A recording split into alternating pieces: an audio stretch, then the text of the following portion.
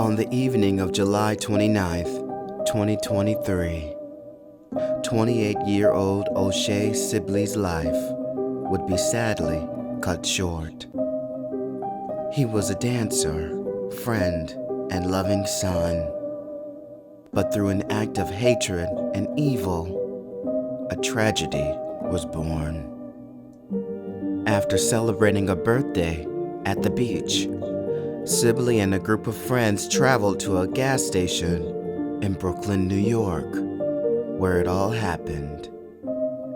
While playing music, Sibley began voguing and dancing shirtless and in swim trunks with his friends near the gas pumps.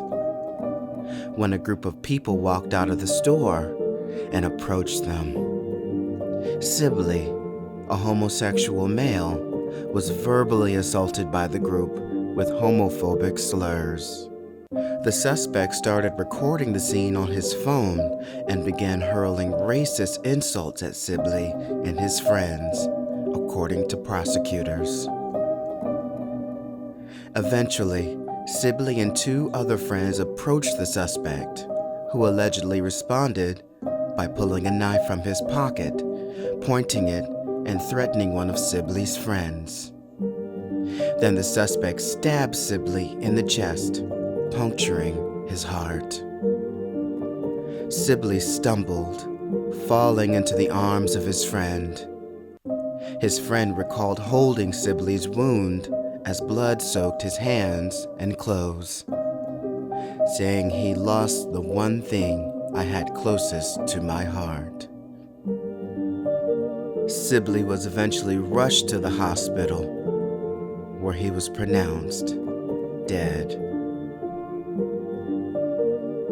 The killer, although a minor at age 17, is being charged as an adult, with charges of second-degree murder as a hate crime and criminal possession of a weapon. If convicted, he faces 20 to 25 years in prison.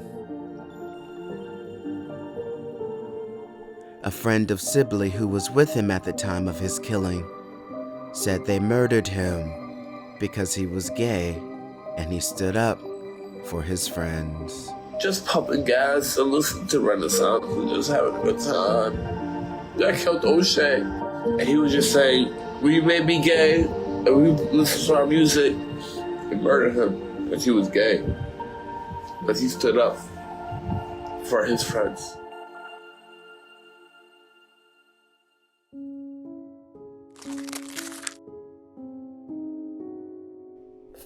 To feel intense or passionate dislike for someone or something.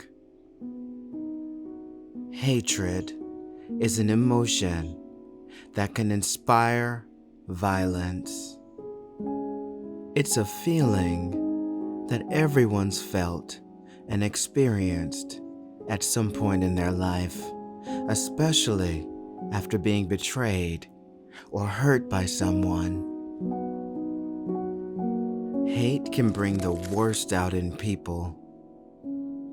While some hate as a means to cover up their pain or fear, some people hate what they don't understand.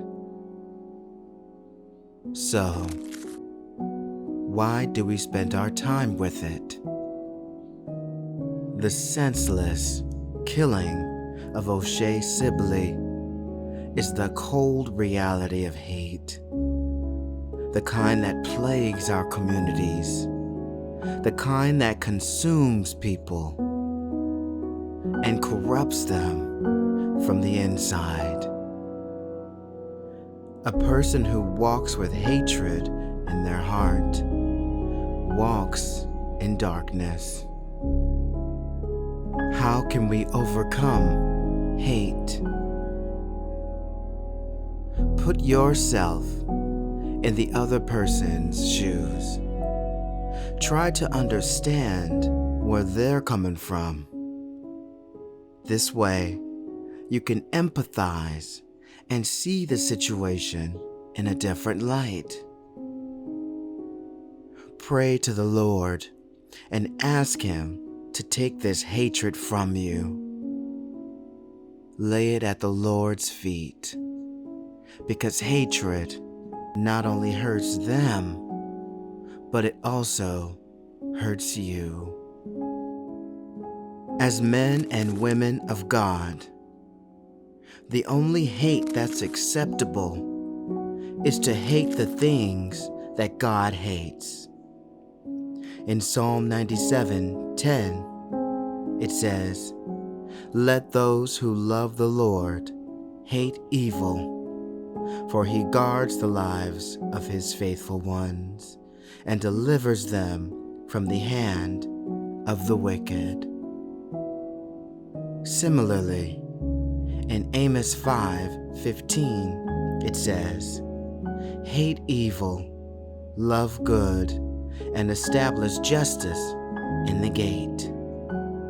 Romans 12:9, "Abhor what is evil, cling to what is good."